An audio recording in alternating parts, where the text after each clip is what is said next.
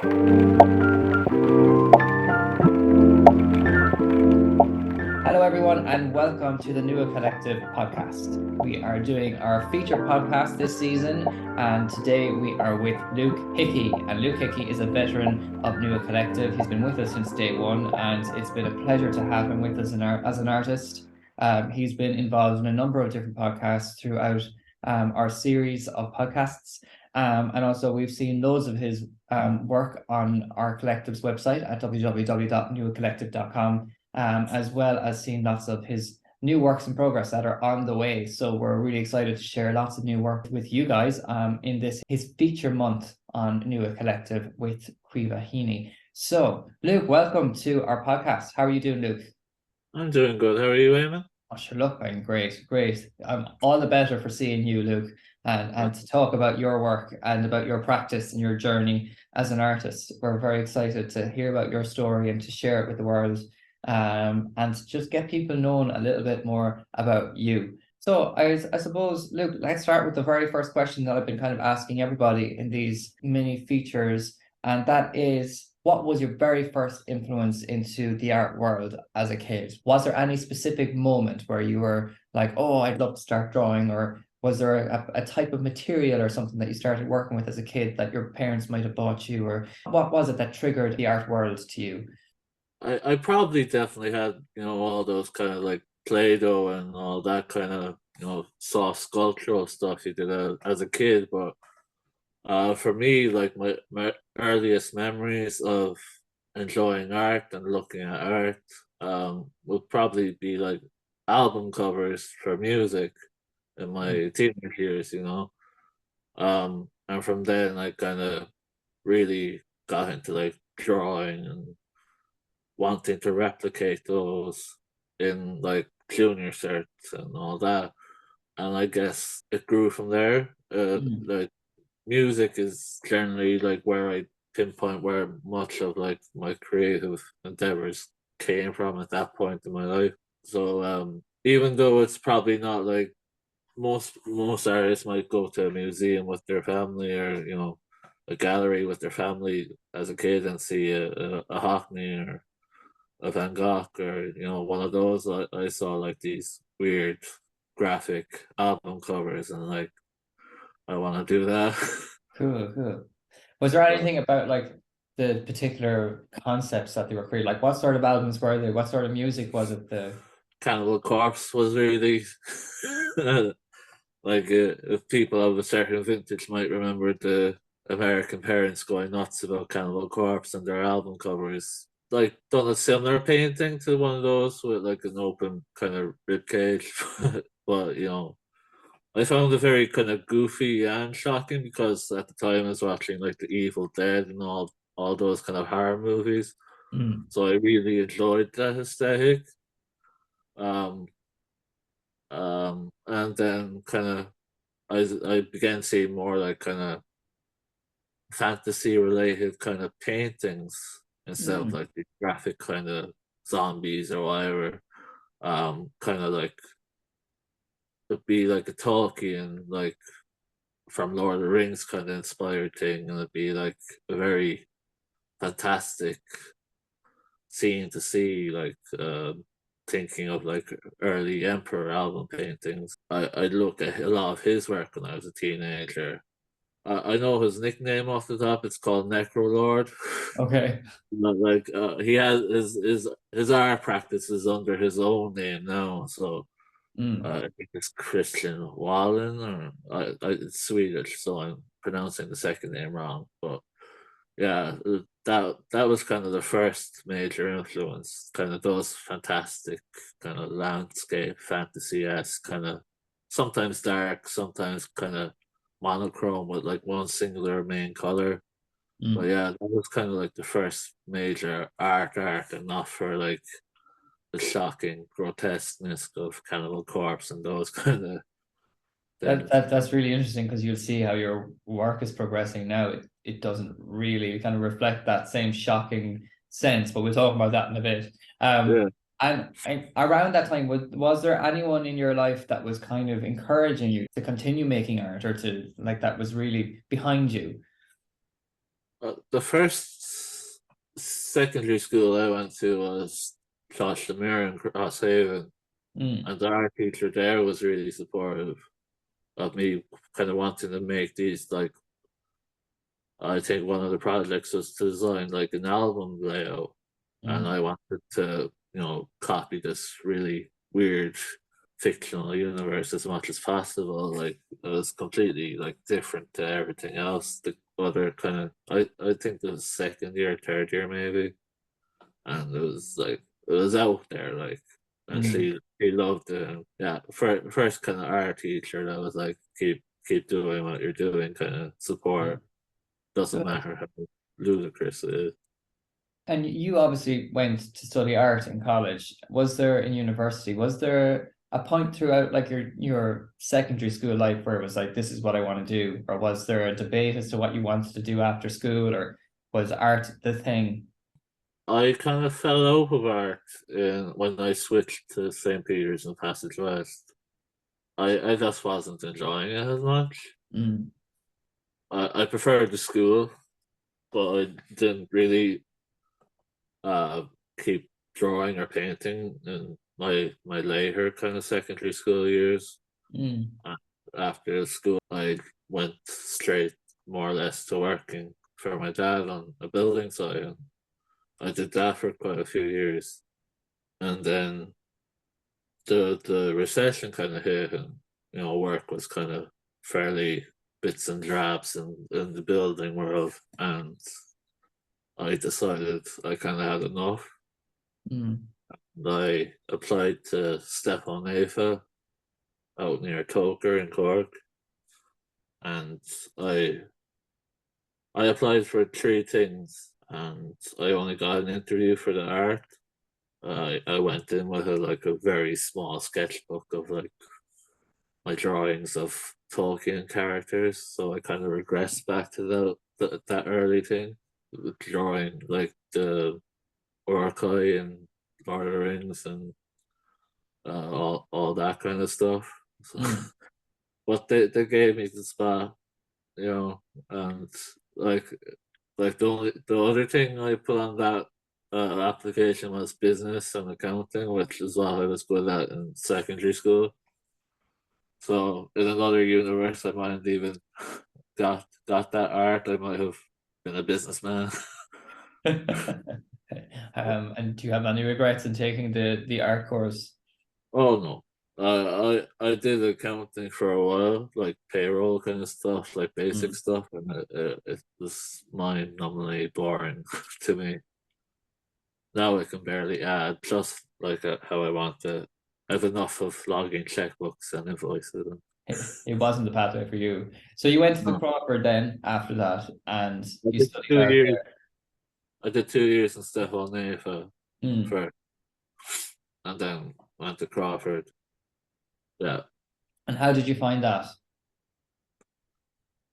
uh, I found it tricky at first because level 6 and Stefan Nefa, you had a lot of kind of freedom to do your own kind of thing. Mm. Whereas I found first and second year, you're kind of trying to fill briefs more than anything. And I found Mm. that harder in studio practice because I enjoyed the creative freedom in level 6.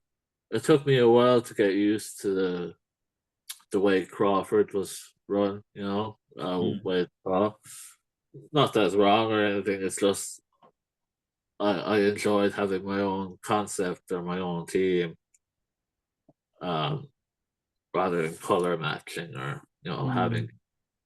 4 week blocks of something and you don't have as much um, input into selecting, and the team is kind of chosen or whatever. You have to meet this brief. Mm. I found that challenging, but then third and fourth year where you're more your own practice and you have those building blocks, Yeah. you can see what they're trying to do with it. Mm-hmm. But yeah, third and fourth year, that's when I started really getting into my studio practice a bit more and Mm. um trying different things in it. And then fourth year was the big kind of breakthrough of painting and developing my painting practice and my like to where it is now. It's still pretty much the same approach from fourth year. Yeah. Um, so How do you feel your work changed from first year in Stefan Nefa to fourth year in the Crawford? um, my ability to use my color palette a bit more effectively. Um, uh, I was quite into Fauvism and like David Hockney and Mm. all these kind of weird, brightly colored landscapes. But at the time, it's like when you don't have that uh, painting language, you were just copying in a way, I guess. And it's like, why Yeah. are you doing that? And the answer, truthfully, was I don't know how to mix properly. um, but I did gradually over those few years learn how to control my mixing and use colors I actually wanted to use. Mm. Even though I would enjoy like dipping back into Fauvism kind of style paintings every so often, I think the learning how to use my color palette That's a better big is thing. probably Yeah. Wow. So conceptually, then, big dirty word, of concept art. Your work today, you're saying that it hasn't really expanded or gone too far in a different direction to what it was when you graduated from Crawford. It's just yeah. talk to us a little bit about your concept then, about where that is now and how you're developing that now. Uh, in the fourth year during like studio research, Mm, I I was reading a book about Everard Monk, the painter behind the Scream, mm, and his goal in life was to paint his soul's diary, and that resonated with me quite a lot. He was quite a sickly fella by all accounts. He probably suffered from depression. It was called melancholy back then. Um, and there was parallels between me and him, and my way of expressing myself through my my work was to paint my own soul's diary. So I would paint things I see, things around me, places I've been, places I go to, through the lens of my own mental health issues. And I guess at the time, my own undiagnosed autism. So though those ideas informed my painting practice, and stylistically, the work on the Nua Collective is pretty much similar to the work back then. mm, So it still follows the same idea of painting my soul's diary, things around me, things I see, things I come in contact with. The first recent image I sent you of finished work was like this drifting, that kind of feeling of going past that field. mm, That me taking an image on my phone while I'm passing by on the bus. So it's like, but I pass that field every day. mm. And in a way, it's like, oh, I like that that sense of repetition is like I'm pinpointing it on Mm, that particular day. I like that scene resonated with me. mm. Um, so then that goes into the phone, and I look at all my pictures and decide which I want to paint. Do you find that moment comforting insofar as that repetitiveness of that image that you or that space, that environment that you're passing? Do you find that as a comfort? Yeah, like I I don't know how much you or people know about autistic individuals, but some of us could have quite similar traits to people with OCD. So things like repetition, they're quite soothing to me. So like I will happily stack stuff repeatedly for fun because I find it soothing. So like Yeah. if I go past something, I find a nice view quite often. I will find looking at that quite soothing, and you know, Mm. even though that painting can quite look moody in some areas, like the sky, but like the grass is the greenery in it is quite bright. Um, like I do still find it quite soothing, even though some parts of it are quite moody. Where do you feel your work is going now? That's a like a hard one for me to answer because during the pandemic, I had my struggles with being creative, and it made me question why I paint or why I'm an artist. And the conclusion I came to was first and foremost, it's a therapeutic practice for myself. Mm. And that's not to be selfish or whatever. But for me, that's what it has to be. It has to be something I find soothing, Yeah. first and foremost. And secondly, if people resonate with the meanings or the ideas behind it, that's just a bonus.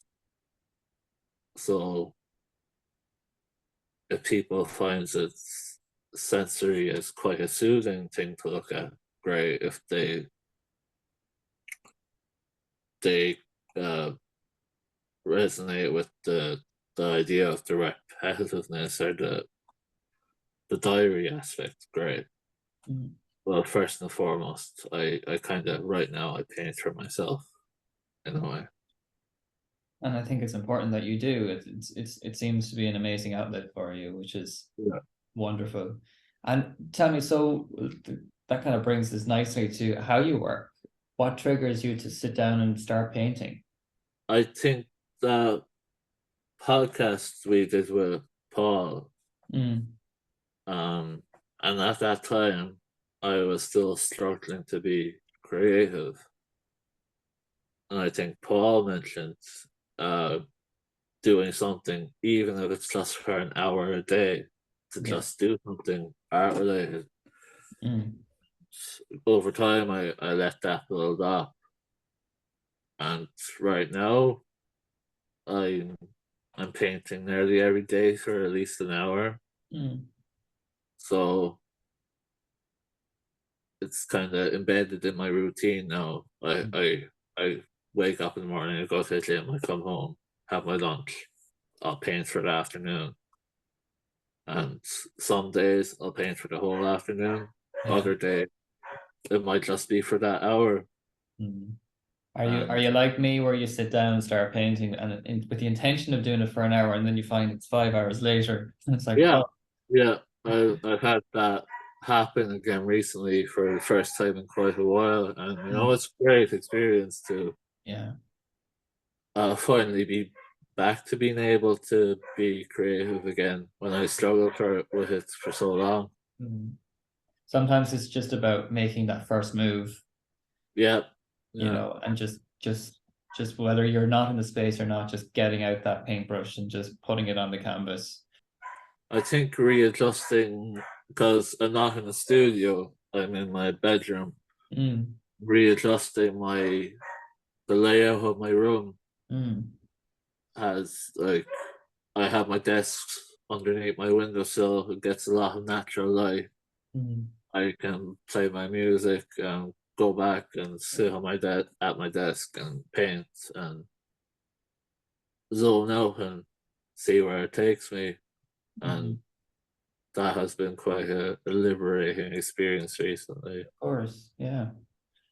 Wow, no, it's interesting you say that, and we've spoke about this through many different podcasts with other artists about the environment in which you set yourself up in, and how that contributes to your work ethic and your want to work, your Yeah. want to make some artwork.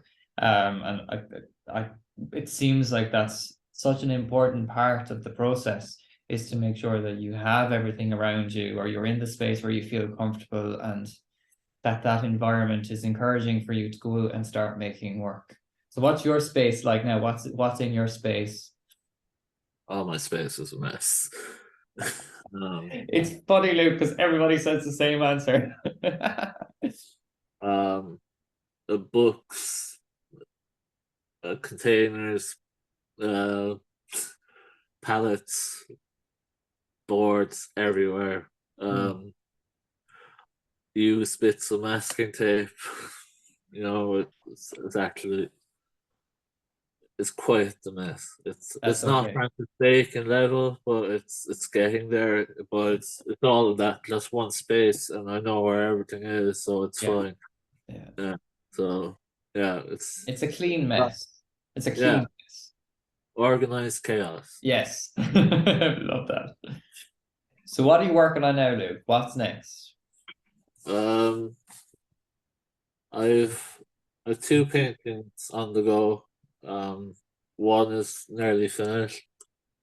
It's um it's basically a view of my windowsill Mm-hmm. with two of my plants. So that goes back to the things around me, things I see kind of Mm-hmm. aspect. And the other is um I'm trying my hand at another urban kind of landscape. Um I generally wait there every Saturday morning before going to the gym. So one morning I was really nice and quiet, and I enjoyed being in the city when it's nice and quiet. Mm. Because usually when it's not nice and quiet, I don't enjoy it too much. So Yeah, I yeah, capture that moment.